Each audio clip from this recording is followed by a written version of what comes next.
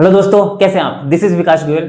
तो आज के इस वीडियो में हम स्टार्ट करने वाले हैं हमारा जो नेक्स्ट बुक है क्लास 10th एसएसटी की, दैट इज सिविक्स। उसको हम स्टार्ट करने वाले हैं। अच्छा, मैंने आपको तो इकोनॉमिक्स की जो बुक है वो कंप्लीट करवा दी है, वो आप जाके देख लेना, ठीक है। ओके।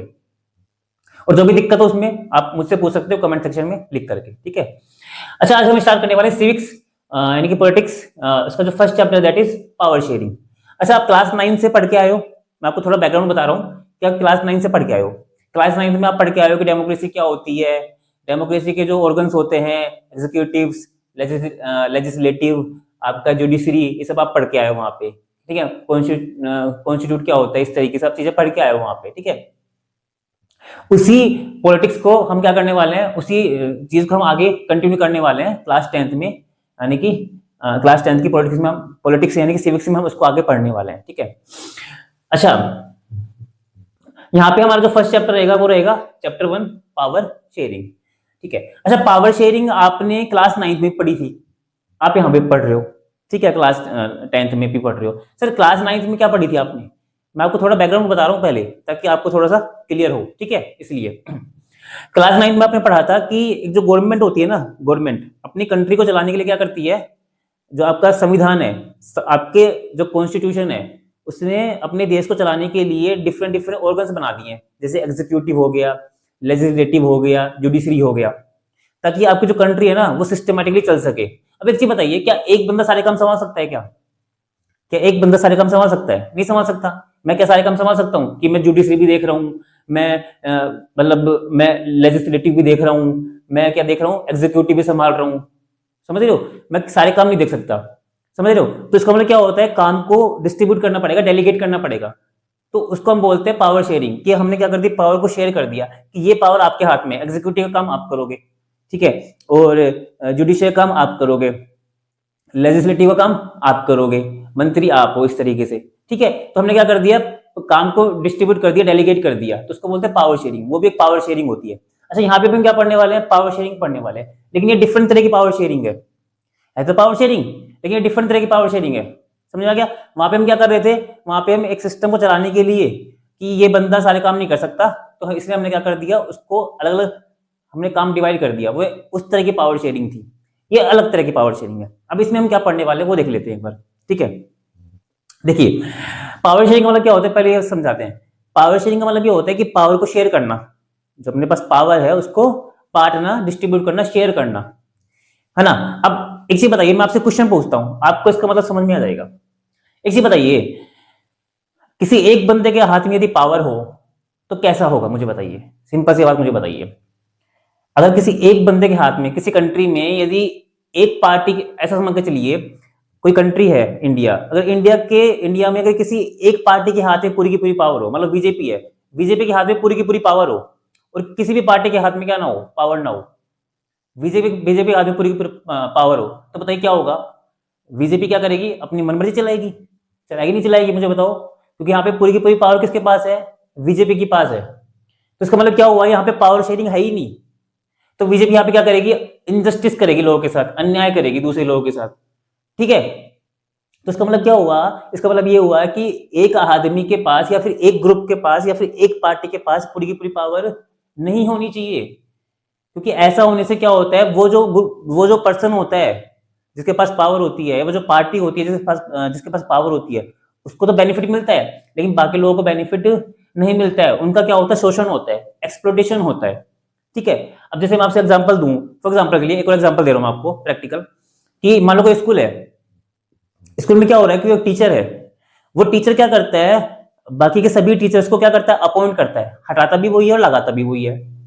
उसका काम है टीचर्स को लगाना हटाना, उसके पास फुल पावर है, उसको कोई रोक नहीं सकता। अब बताओ क्या होगा। अब ऐसा करने से ये होगा कि वो जो टीचर है ना, जो अपॉइंट करता है टीचर्स को और हटाता है, वो अपनी मनमर्जी चलाएगा। वो उसी टीचर्स को लगाएगा जो उसके लिए फायदेमंद हो, और उस टीचर्स को हटा देगा जो उसकी नहीं सुनता। आप समझ रहे हो मैं क्या बोल रहा हूँ यहाँ पे, ठीक है। तो इसका मतलब क्या हो गया, वो जो टीचर है ना अपनी मनमर्जी चला रहा है वहां पे, ठीक है, क्योंकि उसके पास पूरी की पूरी पावर है यहाँ पे, समझ रहे हो। आप खुद सोच लीजिए, अगर आपको कोई कंट्रोल करे पूरी तरीके से, आपको कोई कंट्रोल करे पूरी तरीके से, तो आपको कैसा लगेगा। अगर किसी एक बंदे के हाथ में पावर आ जाए, सेंट्रलाइज हो जाए, किसी एक बंदे के हाथ में पावर आ जाए, तो क्या होगा, गलत होगा सिस्टम। तो ऐसा नहीं होना चाहिए। तो इसका मतलब क्या होगा कि पावर एक बंदे के हाथ में नहीं होनी चाहिए, पावर सेंट्रलाइज नहीं होनी चाहिए, पावर होनी चाहिए शेयरिंग, सभी के पास पावर होनी चाहिए। अच्छा, आज के डेट में क्या हो रहा है इंडिया में बताइए। मैं थोड़ा आपको डीपली थोड़ा समझा रहा हूँ क्योंकि ताकि आपको एक कंसेप्ट समझ में आए पावर शेयरिंग का मतलब क्या होता है, थोड़ा सा बेटर तरीके से, थोड़ा ध्यान देना इस पे, ठीक है। अच्छा, जैसे आज की डेट में क्या हो रहा है इंडिया में, एक चीज बताइए, इंडिया में बीजेपी पार्टी क्या है बताइए, रूलिंग पार्टी है, रूल कर रही है ना इंडिया में बीजेपी, और बीजेपी स्ट्रॉन्ग है बहुत ज्यादा। उसकी जो अपोजिशन पार्टी है, चाहे वो कांग्रेस हो चाहे कोई सी भी हो, बताइए वो स्ट्रॉन्ग है क्या, नहीं है आज की डेट में, नहीं है ना स्ट्रॉन्ग। तो हो क्या रहा है बताइए, बीजेपी अपनी मनमर्जी चला रही है, क्या चला रही है बीजेपी, मनमर्जी चला रही है, करप्शन कर रही है, ऐसा लोग बोलते हैं, समझ रहे हो, क्योंकि क्योंकि बीजेपी के पास पावर है। आपने सुना होगा, ऐसा बोल रहे हैं लोग कि बीजेपी ने हरियाणा जो के चुनाव हुए थे उसमें वोटिंग में गड़बड़ी की, बिहार के जो चुनाव हो रहे हैं उसमें क्या की, गड़बड़ी की, उसने इलेक्शन कमीशन को खरीद लिया, समझ रहे हो, मतलब वोटिंग सही तरीके से नहीं हो रही। तो ऐसा क्यों हो रहा है बताइए, क्योंकि यहाँ पे क्या है, अपोजिशन जो है ना इंडिया में, अपोजिशन यानी कि जो कांग्रेस है वो क्यों स्ट्रॉन्ग नहीं है। अगर स्ट्रॉन्ग होता तो क्या होता, क्या बीजेपी करप्शन कर पाती, नहीं कर पाती। यहाँ पे क्या हो रहा है, एक बंदे के हाथ में पूरी पावर है, मोदी के हाथ में, लोग ऐसा बोलते हैं, ठीक है। तो इसका मतलब क्या हो रहा है यहाँ पे मुझे बताइए। तो ऐसे तो जब पावर किसी एक बंदे के हाथ में, एक पार्टी के हाथ में चली जाती है ना, तो वो गलत होता है। तो पावर को शेयर करना बहुत जरूरी होता है किसी भी डेमोक्रेटिक कंट्री के लिए। अगर ऐसा नहीं होगा तो उस कंट्री का कुछ भी नहीं हो सकता, वहां के लोगों को बेनिफिट नहीं मिलेगा, ये बात मान के चलना आप, ठीक है। जैसे मैं आपको एग्जांपल देता हूँ छोटा सा, फिलहाल समझना, मैं आपको छोटा सा एग्जांपल देता हूँ। मान कोई इंडिया है, अब इंडिया में क्या हो रहा है, मान को दो तरह के लोग हैं, एक तो मुस्लिम धर्म के लोग हैं और एक हिंदू धर्म के लोग हैं, ठीक है, हिंदू और मुस्लिम, ठीक है। मैं केवल एग्जांपल दे रहा हूँ आपको समझाने के लिए, पर्सनली मत लेना इसको, ठीक है। हिंदू और मुस्लिम दो धर्म के लोग हैं। अब हिंदू धर्म के लोग क्या है, मान के चलो 75% है, और 25% लोग किसके हैं, मुस्लिम धर्म के। अब 75% लोग, मुझे बताइए, अगर मैं सारे की सारी पावर हिंदू धर्म के पास होगी, इन लोगों के पास होगी, हिंदू लोगों के पास, तो वो क्या करेंगे बताइए, मुस्लिम लोगों को एक्सप्लॉइट करेंगे, करेंगे नहीं करेंगे, शोषण करेंगे नहीं करेंगे, मुझे बताइए, बिल्कुल करेंगे। अगर सारी की सारी पावर किसके पास होगी, हिंदू लोगों के पास, तो एक्सप्लॉइट करेंगे, बिल्कुल करेंगे, ठीक है। अच्छा, मैं बोलूं कि सारी की सारी पावर मुस्लिम लोगों के पास है, तो अगर सारी की सारी पावर किसके पास है, मुस्लिम के पास है, तो वो क्या करेंगे, फिर हिंदू का शोषण करेंगे। समझ रहे हो क्या बोल रहा हूं। तो इसका मतलब क्या होता है कि पावर किसी के एक के हाथ में नहीं होनी चाहिए। अब यहाँ पे पावर दोनों के हाथ में होनी चाहिए, इसके हाथ में भी होनी चाहिए, हिंदू के हाथ में भी और मुस्लिम के हाथ में भी, ताकि हिंदू मुस्लिम का कुछ ना बिगाड़ सके, मुस्लिम हिंदू का कुछ ना बिगाड़ सके। लेकिन अगर एक के हाथ में चली गई ना, तो डेफिनेटली मैं आपको बोल रहा हूं, अगर हिंदू के हाथ में चली गई तो मुस्लिम का क्या हो जाएगा, नुकसान। मुस्लिम के हाथ में चली गई तो हिंदू का नुकसान हो जाएगा।